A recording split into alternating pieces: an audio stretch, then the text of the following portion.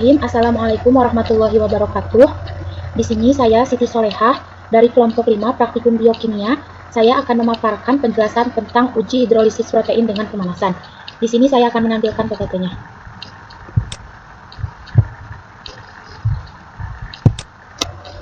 Protein merupakan senyawa organik yang komponennya terdiri atas karbon hidrogen, oksigen, dan beberapa sulfur dan fosfor.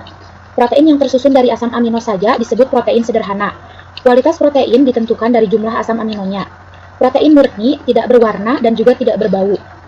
Jika protein itu dipanaskan, warnanya berubah menjadi coklat dan baunya seperti bau bulu atau rambut terbakar.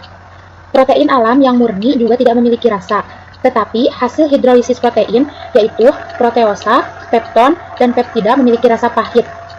Pada umumnya, protein terdapat pada bentuk amorf dan hanya sedikit yang berbentuk kristal.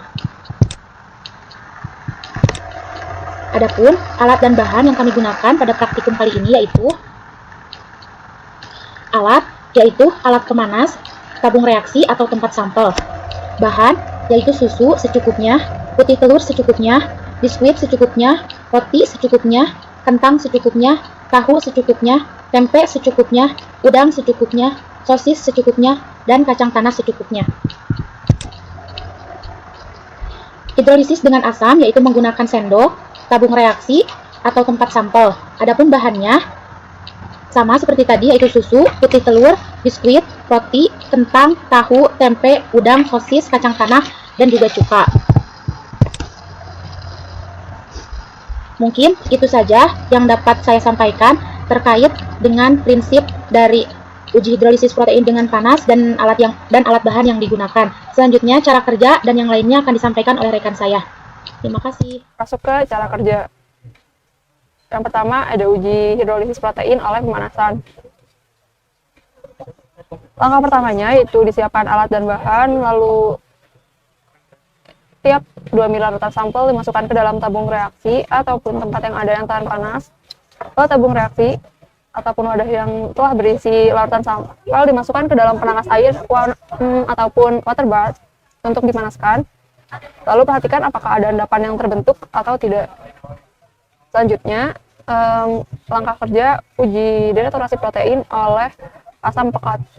Langkah awal yaitu disiapkan alat dan bahan, lalu tiap 2 ml larutan sampel dimasukkan ke dalam tabung reaksi ataupun tempat yang ada, lalu di tiap tabung reaksi atau wadah yang ada ditetesi cuka sebanyak 10-15 tetes cuka. Selanjutnya, perhatikan kembali apakah ada endapan yang terbentuk atau tidak. Hasil dari uji hidrolisis oleh pemanasan yaitu pada susu, putih telur, biskuit, roti, tahu, tempe, udang, sosis, dan kacang tanah dilakukan selama 5-10 menit. Hasilnya, semua sampel menggumpal kecuali pada roti, hanya mengeruk. Lalu pada uji hidrolisis dengan asam, semua sampel ditetesi 10 tetes asam yaitu oleh cuka. Hasilnya pada susu terdapat gumpalan di permukaan, pada putih telur terdapat gumpalan, lalu pada biskuit dan roti tidak ada perubahan, dan pada tahu, tempe, udang, sosis, dan kacang tanah ada penggumpalan. Ini dokumentasi hasil dari pemanasan. Ini hasil dari hidrolisis dari asam. Hasil dari percobaan yang dilakukan bahwa susu, putih telur, biskuit, roti, kentang, tahu, tempe, udang, dan sosis, serta kacang tanah sebagai sampel memiliki kandungan protein. Kenapa? Karena dibuktikan dengan adanya gumpalan pada saat proses pemanasan. Hal itu dapat terjadi karena adanya perubahan suhu yang cukup ekstrim. Akibatnya daya larut dari protein itu hilang dan proteinnya terdenaturasi. Denaturasi karena panas itu, panas dapat digunakan untuk mengacaukan atau merusak ikatan hidrogen dan interaksi hidrofobik nonpolar. Hal ini terjadi karena suhu tinggi dapat meningkatkan energi kinetik dan menyebabkan molekul penyusun protein bergerak atau bergetar sangat cepat sehingga mengacaukan ikatan molekul tersebut. Protein telur mengalami, misalnya pada protein telur, ini mengalami denaturasi dan koagulasi selama pemasakan. Jadi, Pemanasan ini akan membuat protein bahan denaturasi terdenaturasi sehingga kemampuan mengikat airnya tuh menurun.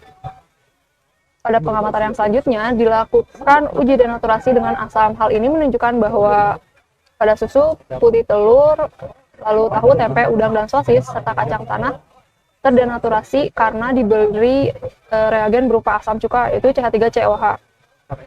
Sedangkan pada roti dan biskuit tidak terjadi perubahan. Hal ini bisa dikarenakan karena asam yang digunakan tidak cukup pekat.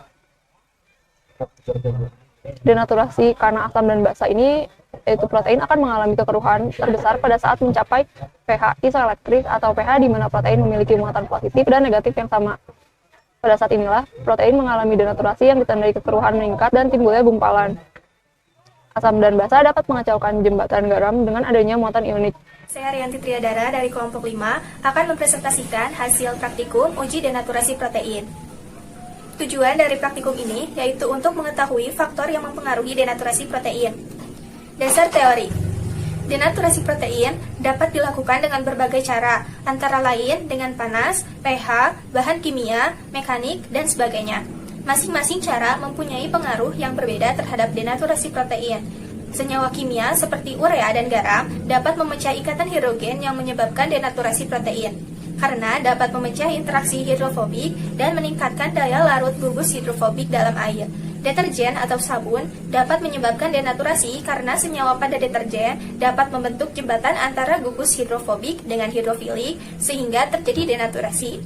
Selain deterjen dan sabun, aseton dan alkohol juga dapat menyebabkan denaturasi. Metode praktikum kali ini, yaitu untuk denaturasi oleh pemanasan, membutuhkan alat yaitu tabung reaksi dan pipet tetes. Bahan yang dibutuhkan adalah larutan sampel sejumlah 2 ml. Untuk cara kerjanya, yang pertama disiapkan alat dan bahan, lalu dimasukkan 2 ml larutan sampel ke dalam setiap tabung reaksi, kemudian dipanaskan dalam penangas air selama 10-15 menit. Dan yang terakhir, diamati ada endapan atau keruhan yang terjadi. Kemudian, untuk denaturasi oleh asam kuat, membutuhkan alat, tabung reaksi, dan pipet tetes, dan bahan yang dibutuhkannya H2SO4 pekat berjumlah 0,5 ml dan larutan sampel berjumlah 2 ml. Cara kerjanya yaitu disiapkan alat dan bahan, kemudian dimasukkan 2 ml larutan sampel ke dalam setiap tabung reaksi. Lalu ditetesi 0,5 ml H2SO4 pekat, dan yang terakhir diamati ada endapan atau keruhan yang terjadi. Yang terakhir, denaturasi oleh logam berat. Membutuhkan alat, yaitu yang pertama tabung reaksi dan pipet tetes.